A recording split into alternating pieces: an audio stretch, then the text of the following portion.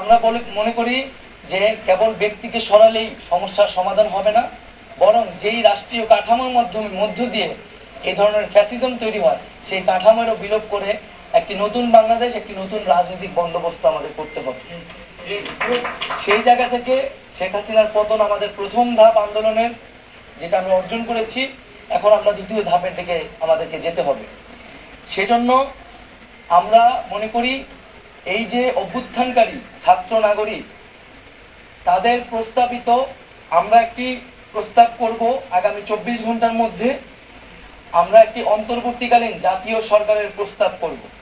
সেই জাতীয় সরকারে অভ্যুত্থানকারী ছাত্র নাগরিকদের অংশ থাকবে এবং সমাজের যে নাগরিক সমাজ সহ যে নানান পেশাজীবী এবং নানান ধরনের পক্ষ রয়েছে, সকলের প্রতিনিধিত্ব নিশ্চিত করে তাদের সাথে আলোচনার মাধ্যমে আমরা একটা অন্তর্বর্তীকালীন জাতীয় সরকারের রূপরেখা এবং নাম, সেই সরকারে কারা কারা থাকবে সেই নামগুলো ঘোষণা করব। কারণ আপনারা সকলেই জানেন যে আমরা আসলে গত কয়েকদিন ধরে খুবই ব্যাপক নিরাপত্তাহীনতার ভিতরে ছিলাম, যোগাযোগ থেকে বিচ্ছিন্ন ছিলাম। আমাদেরকে প্রথমে আমাদের সমন্বয়কদের সাথে বসতে হবে, তারপরে সমাজের নানান পক্ষদের সাথে বসতে হবে। বসে আমরা একটি সমন্বিত সিদ্ধান্ত গণতান্ত্রিকভাবে জাতির সামনে উপস্থাপন করতে চাই।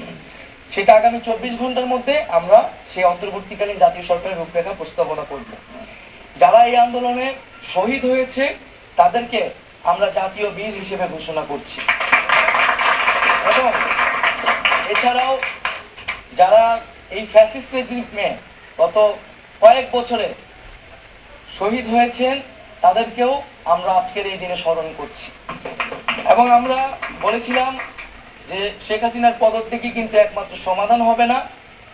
এই যে তারা একটি গণহত্যার সাথে জড়িত এবং এর আগেও পিলখানা হত্যাকাণ্ড থেকে শুরু করে বিভিন্ন গণহত্যা, গুম, খুন, মানবাধিকার লঙ্ঘন, ভোটাধিকার লঙ্ঘনের সাথে তারা জড়িত।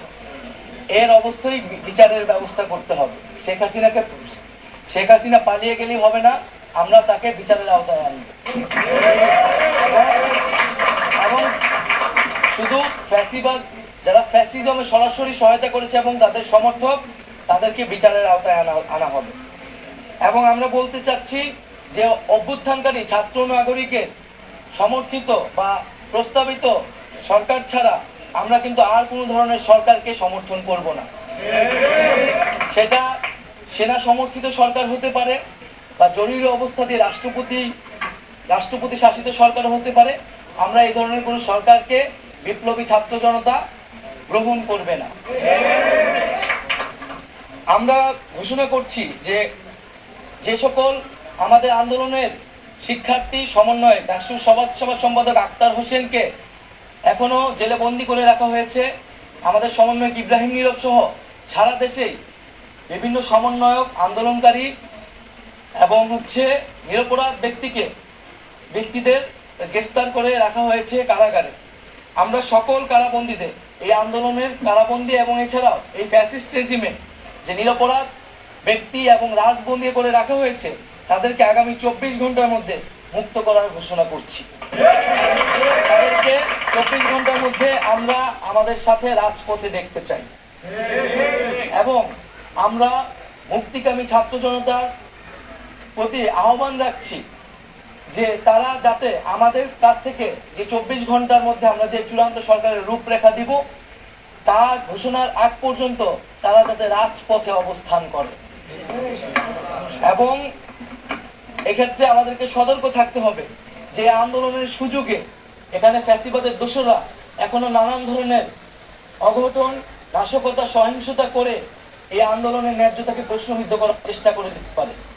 আমরা আহ্বান জানাচ্ছি সকলের প্রতি, এই দেশ আমার, এই রাষ্ট্রীয় সম্পদ আমাদের। সেক্ষেত্রে কেউ যাতে কোনো ধরনের লুটপাট, সাম্প্রদায়িক হামলা, কোনো ধরনের উস্কানিতে কান না পাতে মুক্তিকামী ছাত্র জনতাকেই সতর্ক থাকতে হবে এবং দেশের সম্পদ রক্ষা করতে হবে। আমরা কোনো প্রাণনাশ, কোনো সহিংসতা চাই না। আমরা শান্তিপূর্ণভাবে রাজপথে অবস্থান করব এবং যাদের বিচার করা হবে তাদের একটি প্রক্রিয়া অনুসরণ করে ন্যায় বিচারই আমরা সমাজে প্রতিষ্ঠা করব। আমরা বৈষম্য দূর করার জন্য, সমাজের ন্যায় বিচার এবং জীবনের নিরাপত্তার জন্যই কিন্তু এই এক দফা আন্দোলন ঘোষণা করেছিলাম। সেই ঘোষণার প্রতি যাতে সবাই শ্রদ্ধাশীল থাকে এবং বৈষম্য বিরোধী ছাত্র আন্দোলনের নেতৃত্বে এই অভ্যুত্থান সংগঠিত হয়েছে এবং আমরা মনে করি আহ্বান জানাচ্ছি যে বৈষম্যবিরোধী ছাত্র আন্দোলন সকলের জীবন এবং জানমালের নিরাপত্তার জন্য মাঠে থাকবে, সে বিষয়ে সবচেয়ে বেশি সতর্কতা দিয়ে আমরা রাজপথে থাকব।